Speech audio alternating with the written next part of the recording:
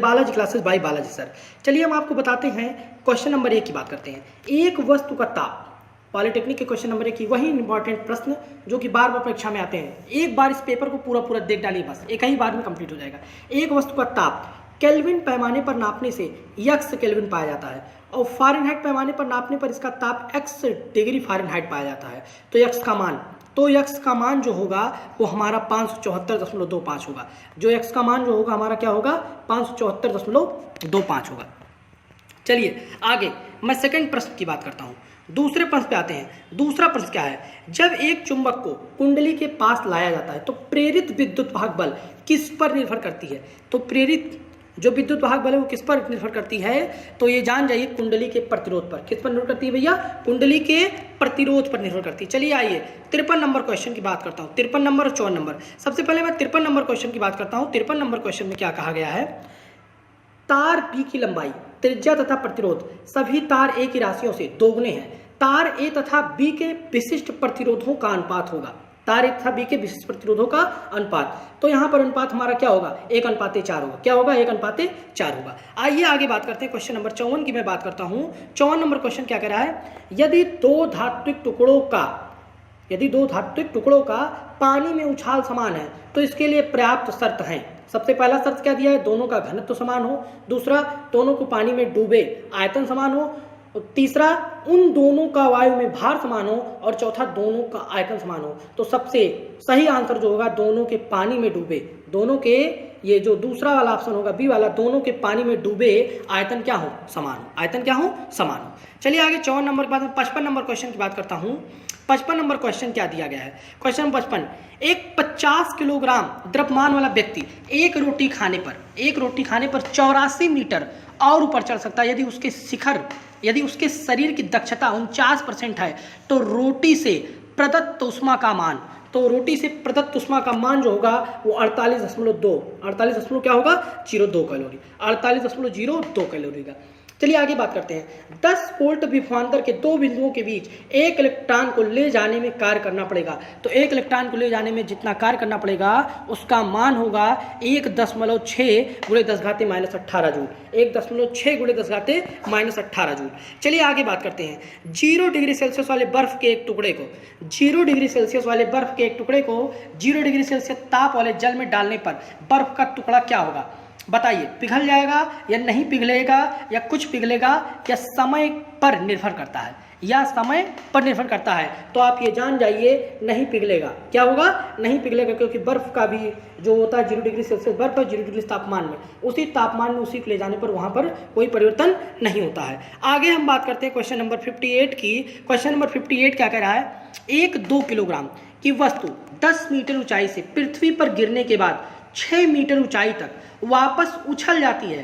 पृथ्वी पर गिरने के समय वस्तु कुछ ऊंचाई खो देती है जो उष्मा में परिवर्तित हो जाती है। इस क्रिया में कितनी बार ऊर्जा उत्पन्न होती है, तो इस क्रिया में जो कितनी ऊर्जा उत्पन्न होती है वो 80 जूल ऊर्जा उत्पन्न होती है। कितनी ऊर्जा उत्पन्न होती है, 80 जूल। चलिए आगे बात करते हैं। क्वेश्चन नंबर 59 की बात करते हैं। 59 नंबर क्वेश्चन क्या कह रहा है, उस 59 नंबर क्वेश्चन क्या चीज़ है, 59 नंबर क्वेश्चन यही कह रहा है, दो प्रतिरोध जब श्रेणी क्रम में संयोजित किए जाते हैं तो 5 ओम का मान प्रतिरोध प्रदान करता है, तथा जब उन्हें समांतर क्रम में जोड़ते हैं तो 8 ओम मान का प्रतिरोध प्रदान। तो इन प्रतिरोधों का मान क्या है, तो इन प्रतिरोधों का मान जो होगा वो क्या होगा, एक होगा 10 ओम और दूसरा क्या होगा, 40 ओम। एक होगा 10 ओम, दूसरा क्या होगा, 40 ओम होगा। चलिए आगे हम चलते हैं। आगे मैं बात करता हूं क्वेश्चन नंबर 60 की। 60 नंबर क्वेश्चन क्या कह रहा है, सबसे पहले समझिए। 15 वोल्ट विद्युत वाहक बल की बैटरी से जुड़े एक प्रतिरोध में 2 एम्पीयर धारा प्रवाहित हो रही है। इस परिपथ को 5 सेकंड बाद वियोजित कर देते हैं। उपरोक्त के संबंध में निम्न में से कौन सा कथन सही नहीं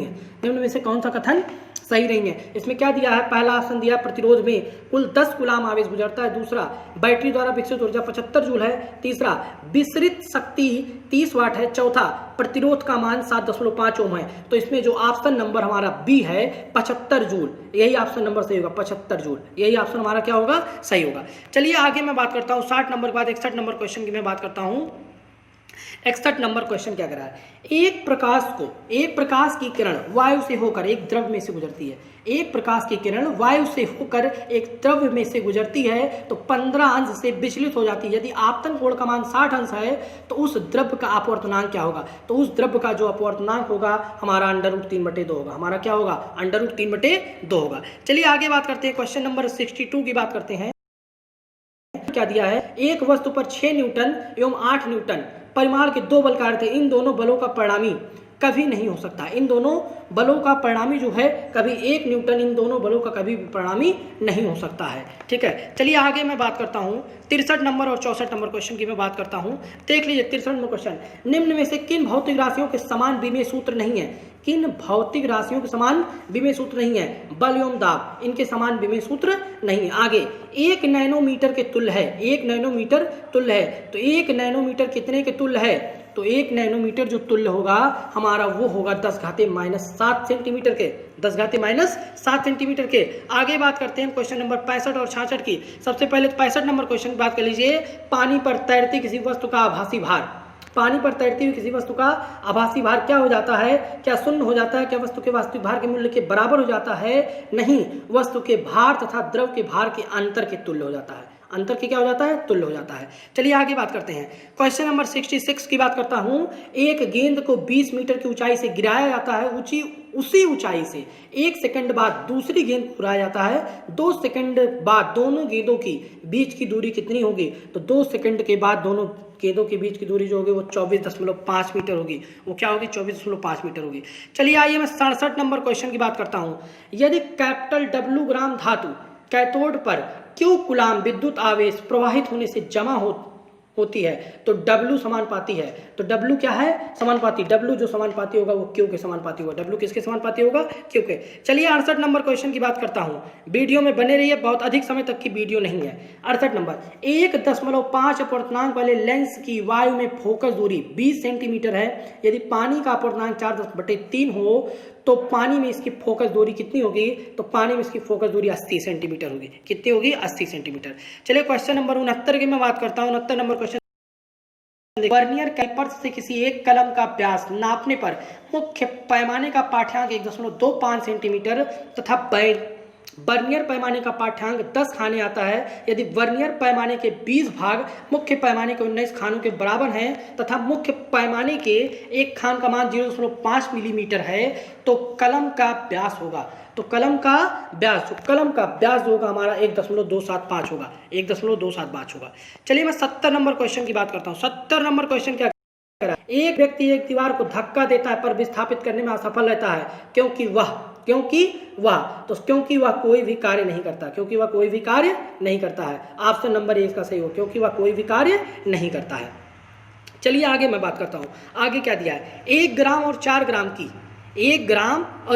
ग्राम द्रव्यमान की 2 वस्तुएं एक ही गतिज ऊर्जा से गति कर रही, उनके रेखीय संवेगों के परिमाणों का अनुपात होगा, उनके रेखीय संवेगों के परिमाणों का अनुपात, तो उनके रेखीय संवेगों के परिमाणों का अनुपात जो होगा वो 1:2 होगा। वो क्या होगा भैया, 1:2 होगा। चले आइए 72 नंबर 73 नंबर की बात करता हूँ। 72 नंबर 73, +1 माइक्रोफैरड और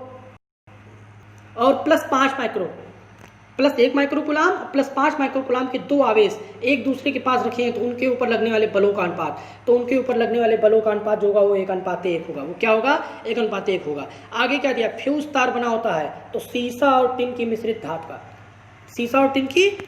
का। चलिए आइए 74 नंबर और 75 नंबर लास्ट क्वेश्चन की मैं बात करता हूँ। तो लास्ट नंबर क्वेश्चन क्या दिया है, लास्ट नंबर क्वेश्चन है यहाँ पर लेक्लांसी सेल में इलेक्ट्रोलाइट उपयोग में लाया जाता है। तो लेक्लांसी सेल इलेक्ट्रोलाइट जो होता है अमोनियम क्लोराइड का लाया जाता है। किसका लाया जाता है, अमोनियम क्लोराइड का।